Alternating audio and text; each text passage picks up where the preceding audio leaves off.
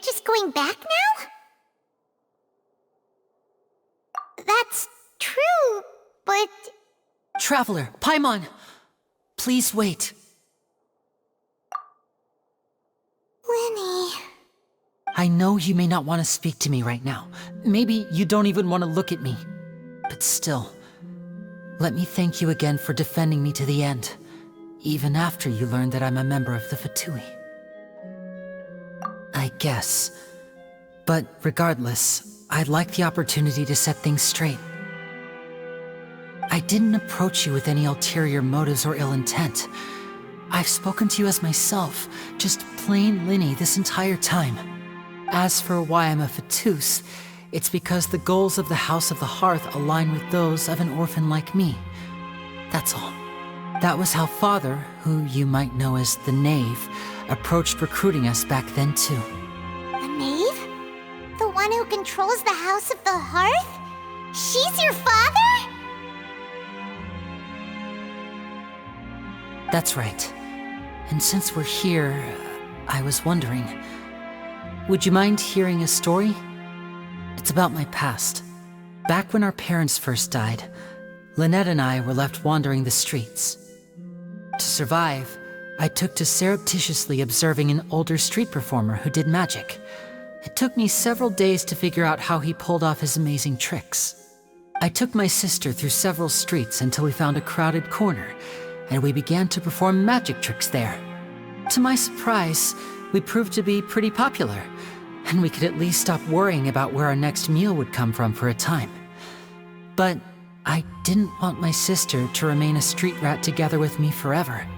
Before long, an aristocrat came to me and claimed that he wished to take us in after watching my performances.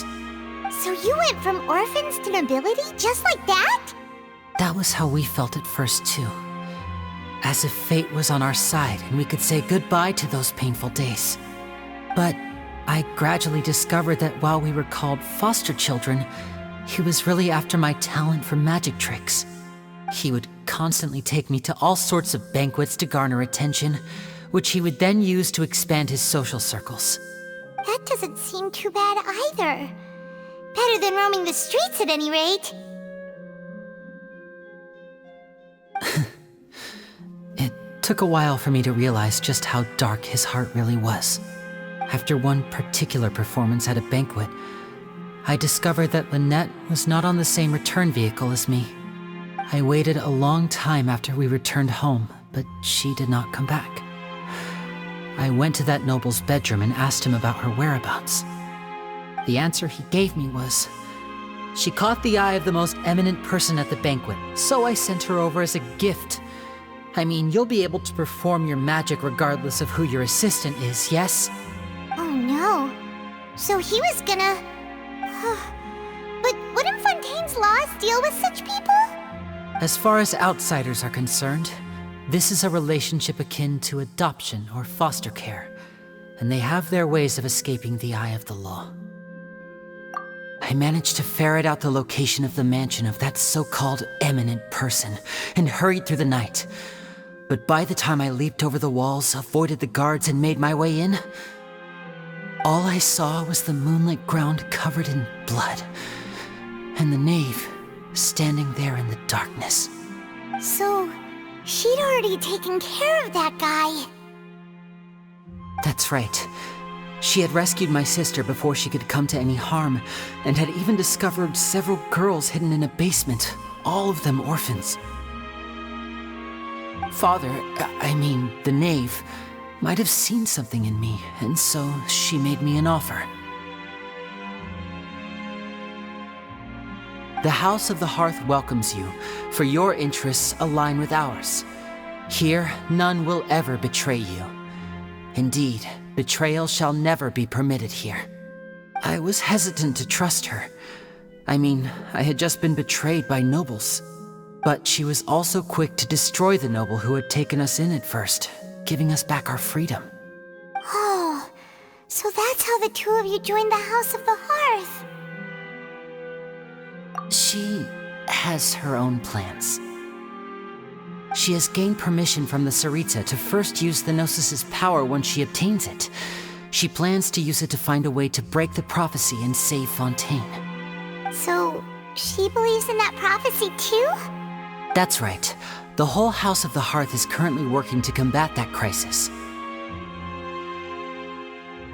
Today's case has also proven that people from Fontaine can indeed dissolve into some sort of water, thus further supporting the prophecy.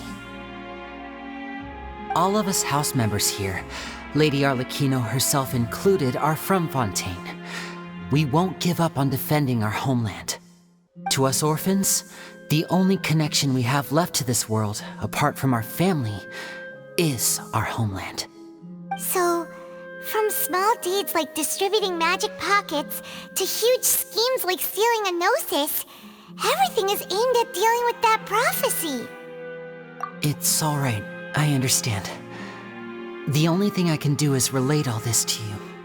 I just hope you can understand that even as a member of the House, I have never stopped making my own decisions, and that I believe what I'm doing is right. If you should need anything at all in the future, feel free to find me. I will do my best to help you, as plain Lyney.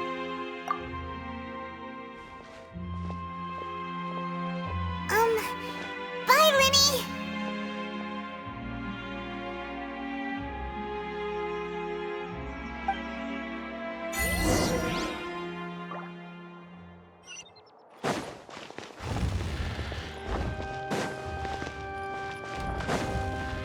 Take it easy.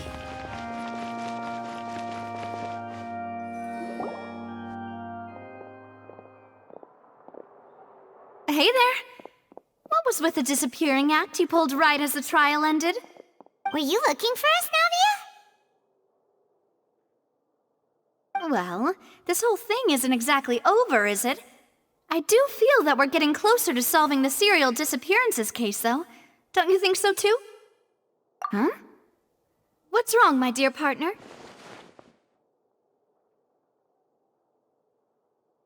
Besides, are you sure we're the ones who can crack a case that's been cold for decades now?